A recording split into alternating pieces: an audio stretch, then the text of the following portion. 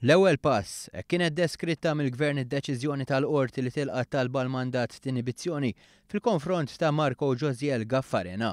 Dan huwa l-ewwel pass biex il-Prim Ministru jkompli jipproteġi l-interessi tal-poplu Malti Wawċi f'dan il-każ, qalet l-istqarrija tal-Gvern li kompli tinnota kif l-allegazzjoni li l-kawża li saret mill-Avukat Ġenerali u mill-Prim Ministru hija maħduma biex tintilef ma kienx sostnuta minn din id-deċiżjoni. Situazzjoni surreali imma ma taqafx għax il-kawża hija zoppa.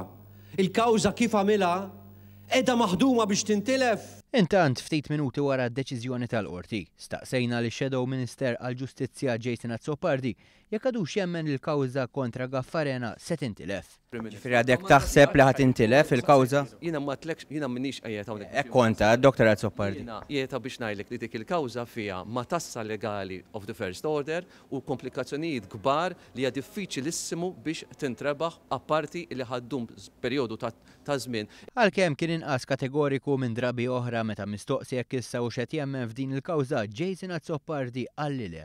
Ġifieri qed temmen fiha issa l-kawża? U le ma tlekx qed nemmen fih, qed ngħidlek li r-realtà u li dejjem kont konsistenti u l-Partit Nazzjonalista kien konsistenti li hija ma tassa legali kbira ħafna b'komplikazzjonijiet legali kbar illi naċċertak illi mhux se tinqata' mill-lum għall-għada.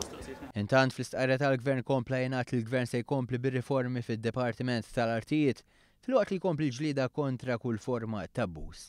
Dan anke jekk l-Oppożizzjoni qed tmexxi d-difiża ta' min abbuża meta seta' kien il-kap tal-Oppożizzjoni stess li ħa dawn l-istess passi li qed jieħu l-Prim Ministru.